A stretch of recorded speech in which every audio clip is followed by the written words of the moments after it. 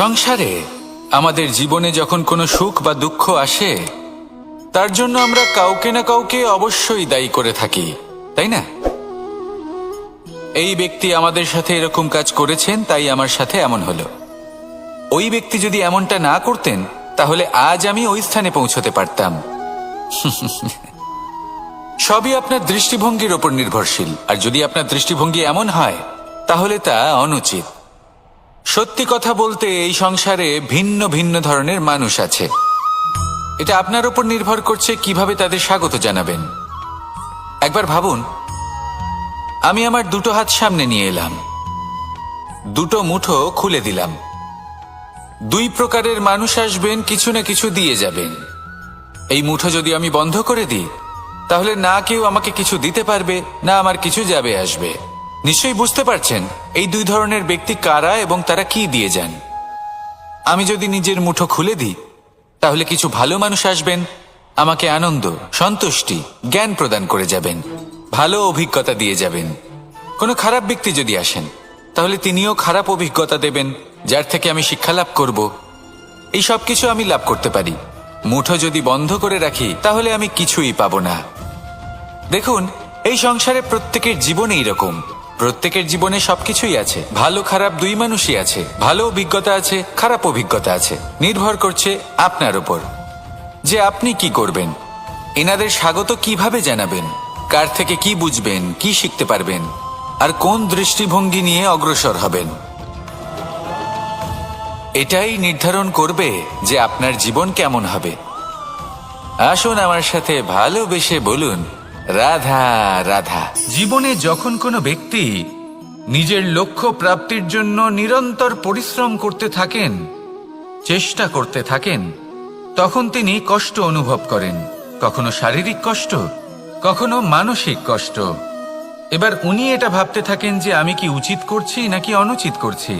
কারণ অন্যদিকে এমন একজন ব্যক্তিও আছেন যিনি একদমই পরিশ্রম, চেষ্টা করছেন না। তিনি মদিরা পান করেন, বিলাসিতায় জীবন কাটান, অলস প্রকৃতির হয়ে ওঠেন, নিদ্রাতে বিলীন হয়ে থাকেন আর ভাবেন যে তিনি সুখ লাভ করছেন। কিন্তু এরকম কেন হয়? কারণ যখন আমরা সৎ পথে থাকি, উচিত পথে চলি, লক্ষ্য প্রাপ্ত করার জন্য চেষ্টা করতে থাকি, তখন আমাদের ভেতরে থাকা নেতিবাচক শক্তি এবং পাপ এই দেহকে ত্যাগ করে দেয়। আর এই অনুভূতিটাই আমাদের দুঃখের অনুভূতি দেয়, কষ্ট দেয়। এবার সেখানে যদি আমরা কুপথে চলি, অনুচিত পথে চলতে থাকি, তাহলে আমাদের ভেতরে থাকা পুণ্য এবং ধনাত্মক শক্তি আমাদের দেহ ত্যাগ করে দেয়। আর এই অনুভূতির কারণেই আমরা সুখ অনুভব করি। কিন্তু কখনো ভাববেন যে এই সুখ বেশি সময় পর্যন্ত থাকে না। সেই জন্য সবসময় মনে রাখবেন, যদি আপনি জানেন যে এটাই আপনার লক্ষ্য, এটাই উচিত পথ, শুভ পথ, তাতে নিরন্তরভাবে এগিয়ে যেতে চেষ্টা করতে থাকুন। এই কষ্ট আপনাকে সুখের পরাকাষ্ঠায় কখন পৌঁছে দেবে তা আপনি জানতেই পারবেন না। আসুন আমার সাথে ভালোবেসে বলুন, রাধা রাধা। প্রত্যেক মানুষ নিজের জীবনে হীরক তথা হীরে এবং দর্পণ এই দুই দেখেছেন। এই দুই হলো সাদা এবং এরা দুজনেই আলোর প্রতিফলন ঘটায় এবং এরা দুজনেই উজ্জ্বল হয়ে ওঠে। আপনি হয়তো মনে মনে ভাবছেন যে এটা কি ধরনের তুলনা করছি। একটা হীরে তো রত্ন, তার মূল্য দর্পণের থেকে অনেক গুণ বেশি। কিন্তু হীরে থাকাতে দর্পণের মূল্য কিন্তু কোনো অংশে কমে যায় না, তাই না? মানুষ যখন হীরে নিজের হাতে নেয়, তখন সবার আগে কি খোঁজে? দর্পণ, যাতে তার মধ্যে দিয়ে দেখে সে বুঝতে পারে যে সেই হীরে আদৌ তার শোভাবর্ধন করছে কিনা, তাকে ভালো দেখাচ্ছে কিনা, প্রসাধনের জন্য সেটা ব্যবহার করা ঠিক হবে কিনা। অর্থাৎ হীরের উপস্থিতিতে দর্পণের গুরুত্ব কম হলো না, দর্পণের কারণে হীরের মূল্য বোঝা গেল। আমাদের জীবনেও ঠিক এরকমই ঘটে। আপনারা যদি সংসারে নিজের আশেপাশে দেখেন, এমন অনেক মানুষ দেখতে পাবেন যারা নিজেদের ক্ষেত্রে মহান স্থানে পৌঁছেছেন, নিপুণ এবং শ্রেষ্ঠ হয়েছেন। আর তাদের মধ্যে আপনার নিজের মনে হয় যেন আপনি হলেন দর্পণ। নিজেকে ছোট মনে করবেন না। আপনার মূল্য কম হচ্ছে না, আপনার নিজস্ব মূল্য আছে। আর যদি আপনার অস্তিত্ব না থাকে তাহলে ওনাদের অস্তিত্বের মূল্য সংসার বুঝতেই পারবে না। জীবনে সবসময় চেষ্টা করবেন যাতে আপনি আরো বেশি শ্রেষ্ঠ হয়ে উঠতে পারেন। আপনি নিজে যে স্থানে আছেন সেটাকে ছোট মনে করবেন না, তারও নিজস্ব একটা মূল্য আছে। যদি আপনি হিরে হয়ে থাকেন তাহলে অহংকার করবেন না, যদি আপনি দর্পণ হয়ে থাকেন তাহলে নিজেকে ছোট মনে করবেন না। আসুন আর আমার সাথে ভালোবেসে বলুন, রাধা রাধা। মানুষ জন্মগ্রহণ করে, তার সাথে ভয়েরও জন্ম হয়। ছোটবেলা থেকেই আমাদের মনে কোনো না কোনো প্রকারের ভয় থেকেই যায়। কেউ এই বিষয়ে ভয় পায় যে তার কোনো বস্তু তার থেকে দূরে চলে যাবে, কেউ এই বিষয়ে ভয় পায় যে আমি নিজেকে হারিয়ে ফেলব, কেউ এই ভেবে ভয় পায় যে আমার প্রিয়জনেরা তারা যেন আমার থেকে দূরে না চলে যায়, কেউ এই ভেবে ভয় পায় যে আমরা যেন পথ না হারিয়ে ফেলি, আদি ইত্যাদি। কিন্তু সত্যি কথা বলতে ভেবে দেখুন, এই ভয় বাস্তবে কি? শুধুই একটা মনস্থিতি, আর কিছুই নয়। যা কিছু আপনি জীবনে পেয়েছেন তা একদিন আপনাকে হারাতে হবে। এই জীবন হলো আপনারই, কিন্তু তাও একদিন সমাপ্ত হবে। তাই ভয় পেয়ে কি লাভ? এই ভয় শুধু আপনাকে জীবন যাপন করা থেকে বাধা দিচ্ছে, আর কিচ্ছু নয়। পথ হারিয়ে ফেললেই বুঝতে পারবেন যে নতুন পথ কিভাবে বানাতে হয়। কিছু মানুষকে জীবন থেকে হারালে তবেই আপনি বুঝবেন যে আপনার আপনজনকে। এই ভয়ের কারণে ভীত হয়ে থাকবেন না। এই তারা নক্ষত্র অন্ধকারের অভাবে গুরুত্ব হারায়। শিবকেও মহাদেব হওয়ার জন্য বিষপান করতে হয়েছিল। প্রত্যেক পরিস্থিতি, প্রত্যেক সাফল্য আপনার পরীক্ষা নেবে, তাতে উত্তীর্ণ হওয়া হলো আপনার কর্ম। যখনই আপনি ভয় পাবেন বা সংকটের সম্মুখীন হবেন, তখন সাহসের সাথে তার সম্মুখীন হন। মনে রাখবেন, যে সম্মুখীন হতে জানে সাফল্য তার সাথে সবসময় থাকে।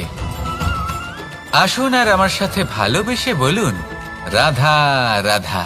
এই সংসারে সব থেকে বেশি কোমল বস্তু হলো রেশম। এই রেশম এতটাই কোমল হয় যে এর পুরো একটা থান শুধুমাত্র একটা হাতে ধরা সম্ভব। কখনো ভেবে দেখেছেন এই রেশম কিভাবে হয়? একটি কীট তার লালার দ্বারা উৎপন্ন হয়। এই কীট সেই রেশমকে পাক দিতে থাকে, পাক দিতেই থাকে, আর আস্তে আস্তে তার মধ্যেই জড়িয়ে পড়ে। শেষে ওর এই সুন্দর অমূল্য সৃষ্টি রেশমের এই সুতো তার নির্মাণ কার্য পূর্ণ হয়, কিন্তু তাতেই ও নিজে বন্দী হয়ে যায়। নিজেরই মায়াজালের এই বন্দী গৃহে নিজেই ফেঁসে যায়। এবার এই সুতোকে ব্যবহারযোগ্য করে তোলার জন্য এই কীটগুলিকে এই কবচের সাথেই ফুটন্ত জলে ফেলে দেওয়া হয়।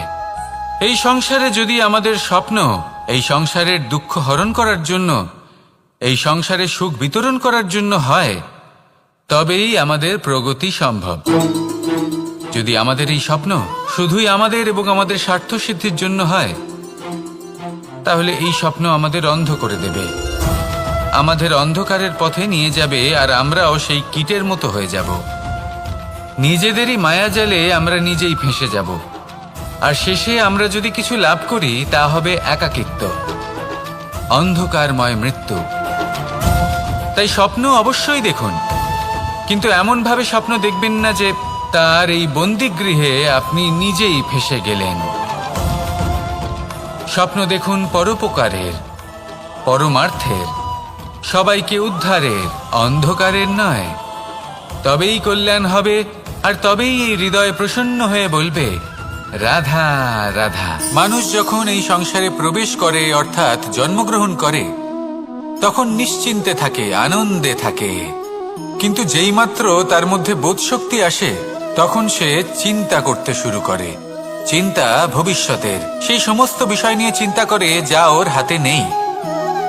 তারপর বড় হয়, বিবাহ সম্পন্ন হয়, গৃহস্থ জীবন যাপন করে, তারপর আবার চিন্তায় মগ্ন হয়ে যায়। ভাবে, এই যে আমার পরিবার, আমি কি ঠিকমতো তার খেয়াল রাখতে পারছি? কাল যখন আমি এই সংসার থেকে চলে যাব, তখন আমার এই পরিবারের দেখাশোনা কে করবে?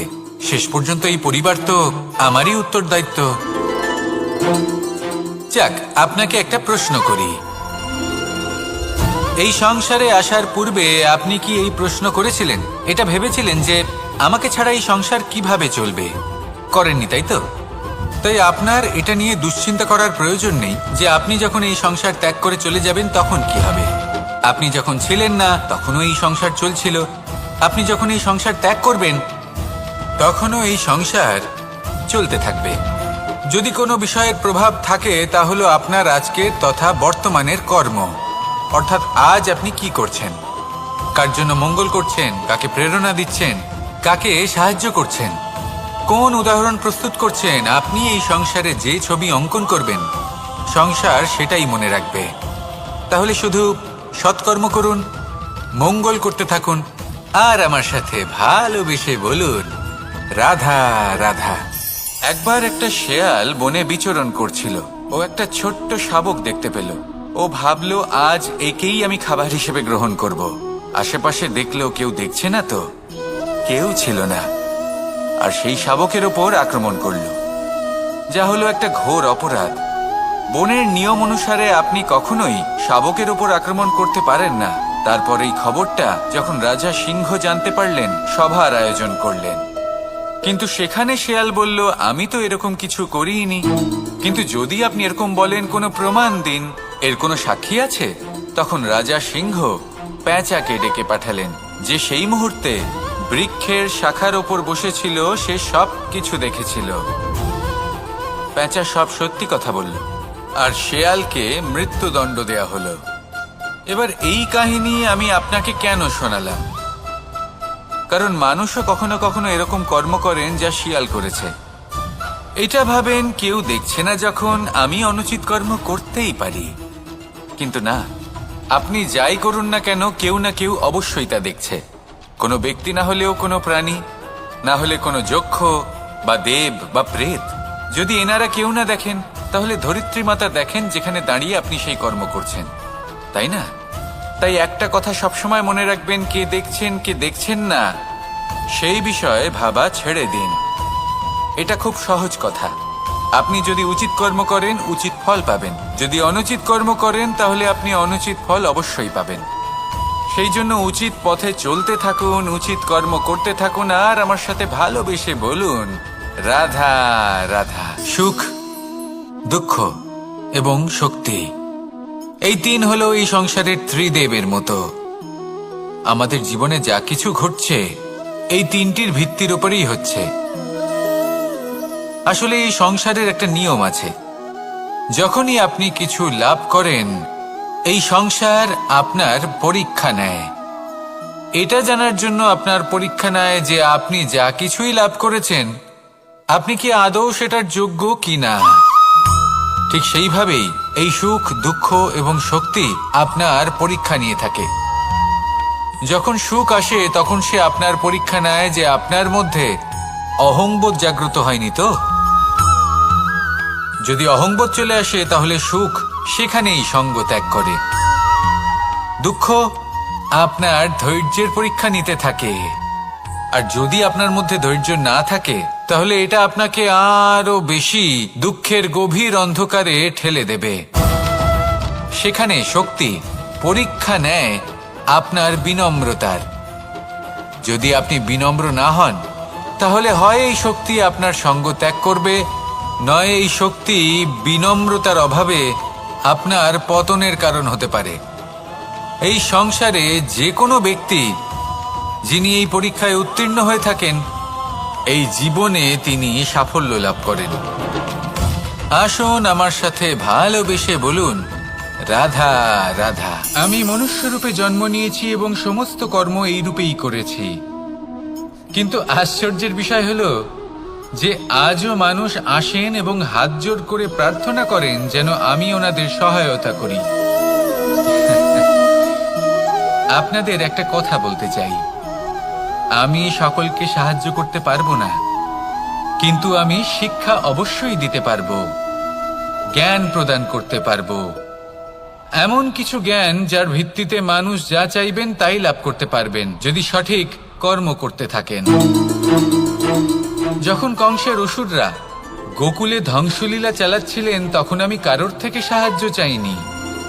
আমি দাঁড়িয়েছিলাম এবং আমি তার বিরোধিতা করেছিলাম। সবাই বলেন যে আমি ছোট্ট একটা আঙুলে গোবর্ধন পর্বত তুলেছিলাম, কিন্তু আমি কি ওখানে একা ছিলাম? কখনোই নয়। আমার সাথে অসংখ্য গোকুলবাসী, অসংখ্য বর্ষণাবাসী ছিলেন, নিজের হাতে একটা লাঠি নিয়ে। ওনাদের মনোবল, ওনাদের আশীর্বাদ আমার সাথে ছিল। মহাভারতে আমি শুধুই শিক্ষক ছিলাম, আমি শুধুই শিক্ষা দিয়েছি। লক্ষ্য সাধন করেছে অর্জুনই, যুদ্ধ করেছে অর্জুনই এবং জয়ীও হয়েছে অর্জুনই। আমি শুধুই শিক্ষা দিতে পারি। অবশেষে আপনাকে শুধু এটুকুই বুঝতে হবে যে ঈশ্বর সবকিছু করতে পারেন না, করতে হবে আপনাকে। ঈশ্বর আপনাকে আশীর্বাদ করতে পারেন যে কাজ আপনি মন থেকে করবেন সেটা অবশ্যই পূরণ হবে। সেই জন্য নিজের লক্ষ্যের পথে এগোতে থাকুন। চেতনা, বিবেক এবং পরিশ্রমের দ্বারা আপনার যা যা স্বপ্ন আছে, যা লক্ষ্য আছে, আপনি অবশ্যই লাভ করবেন। আর এই মন সুপ্রসন্ন হয়ে বলবে, রাধা রাধা। ভোজন। এই সংসারে যেই হোক না কেন, কোনো মানুষ হোক, কোনো প্রাণী হোক, কোনো কীট হোক বা কোনো বনস্পতি হোক, প্রত্যেকের জন্য ভোজন অতি আবশ্যক। কারণ ভোজন থেকেই শক্তি পাওয়া যায়, আর সেই শক্তি দিয়েই সংসারের, আমাদের জীবনের সমস্ত কার্য করা যায়। এবার এমন এক ধরনের শক্তি হয় যা শীতের ঋতুতে সূর্য থেকে আমরা পেয়ে থাকি, আর আরেক ধরনের উত্তাপ হয় যা দিয়ে ভোজন রান্না করা হয়, সুস্বাদু নানান ধরনের ভোজন। এবার অত্যন্ত গুরুত্বপূর্ণ হলো যে ব্যক্তি সেই ভোজন বানাচ্ছেন তার মানসিক পরিস্থিতি এবং সেই ব্যক্তি যিনি ভোজন গ্রহণ করছেন তার মানসিক অবস্থা। যখনই আপনি ভোজন বানাচ্ছেন তখন ভালোবাসার সাথে কাজটা করুন, ধন্যাত্মক ভাব নিয়ে, সৎ ভাবনার সাথে। কারণ আপনার এই মানসিক স্থিতি শক্তির আকারে সেই খাদ্যের সাথে মিলেমিশে যায়। আর যখনই আপনি ভোজন গ্রহণ করছেন তখন সদ্ভাবনার সাথে, প্রসন্নতার সাথে গ্রহণ করুন, ধন্যাত্মক ভাব নিয়ে। যদি আপনি প্রসন্নতার সাথে রান্না করেন, প্রসন্নতার সাথে খাদ্য গ্রহণ করেন, তাহলে আপনি প্রসন্নই থাকবেন। আর মন সুপ্রসন্ন হয়েই বলবে, রাধা রাধা। দীপাবলি আমাদের সবথেকে বড় উৎসব। শ্রীরাম রাবণকে পরাস্ত করে 14 বছরের বনবাস কাটিয়ে আবার অযোধ্যায় ফিরে এলেন অমাবস্যার রাত্রে। অযোধ্যায় সবাই খুব প্রসন্ন ছিলেন, খুবই উৎসাহিত ছিলেন। অযোধ্যায় সহস্র প্রদীপ প্রজ্বলিত করা হয়েছিল এই উৎসবে। একে আমরা দীপাবলি বলে থাকি। এবার এই বিষয়ে আমরা সকলে জানি। আপনি কি এটা জানেন যে শ্রীরাম বাস্তবে অমাবস্যার এক রাত আগেই অযোধ্যায় পৌঁছে গেছিলেন? সবার সামনে অমাবস্যার রাতে এসেছিলেন। এর কারণ কি? শ্রীরাম প্রমাণ করতে চেয়েছিলেন যে যে কোনো সময়, দিন হোক বা রাত, শুভ বা অশুভ হয় না। শুভ অশুভ কিছু থাকলে তা হলো মানুষের চিন্তা, তার ভাবনা, তার নির্বাচন আর তার কর্ম। নিজেই দেখে নিন, শ্রীরাম শুভ কাজ করে ফিরেছিলেন এবং অমাবস্যার মতো গভীর এক রাত্রিকেও দীপাবলিতে পরিবর্তিত করেছিলেন। এমনটাই যদি আমরা করতে পারি, তাহলে এমন কোন গৃহে যান যেখানে অসহায় ব্যক্তি রয়েছেন, যা অন্ধকারাচ্ছন্ন, আর সেখানে প্রকাশ প্রজ্বলিত করুন। প্রকাশ সহায়তার, প্রেরণার, আশার। যদি এমন কিছু আমরা করতে পারি তাহলে তাকে প্রকৃত অর্থে দীপাবলি বলা যেতে পারে। তাহলে নিজের পরিবারের সাথে দীপাবলি পালন করুন। আপনাদের শুভেচ্ছা জানাই। আসুন আর আমার সাথে ভালোবেসে বলুন, রাধা রাধা। এই শুকনো পাতাটিকে দেখুন, নিষ্প্রাণ হয়ে পড়েছে। কোনো একটা সময় এই পাতাটি একটা গাছের ডালে ছিল। সেই গাছ ওর লালন পালন করত। যখন যখন বাতাস বইত, এই পাতায় কম্পন দেখা দিত, মনকে প্রফুল্ল করে তুলত। কোনো একদিন এই পাতা গাছের ডাল থেকে ঝরে পড়ে গেল। নিঃসন্দেহে ও নিজের স্বাধীনতা পেল, কিন্তু আস্তে আস্তে শুকিয়ে গেল, নিষ্প্রাণ হয়ে গেল। দেখুন, আমি এই কথা বলছি না যে স্বাধীনতা অনুচিত, কখনোই না। কিন্তু যে কোনো পরিস্থিতিতে স্বাধীন হতে চাওয়া এটা নিশ্চিতরূপে অনুচিত। আমরা যদি আমাদের জীবনে পরিবারের গুরুত্ব ভেবে দেখি, তাহলে এই পরিবারে যতই মতভেদ থাকুক না কেন, যতই মনোমালিন্য থাকুক না কেন, যতই বিবাদ থাকুক না কেন, এই সব মিটিয়ে নেওয়া অত্যন্ত প্রয়োজনীয়। সেই সবকিছু সমাপ্ত করা অত্যন্ত প্রয়োজনীয়। কখনো এই পরিবারকে ভাঙতে দেবেন না, কখনো এই পরিবার থেকে দূরে চলে যাবেন না। এই পরিবার হলো আমাদের জীবনের একটা অমূল্য সম্পদ, অমূল্য এক আশ্রয়, যা এই সংসারে হয়তো কোথাও আপনি পাবেন না। তাই একে আগলে রাখুন।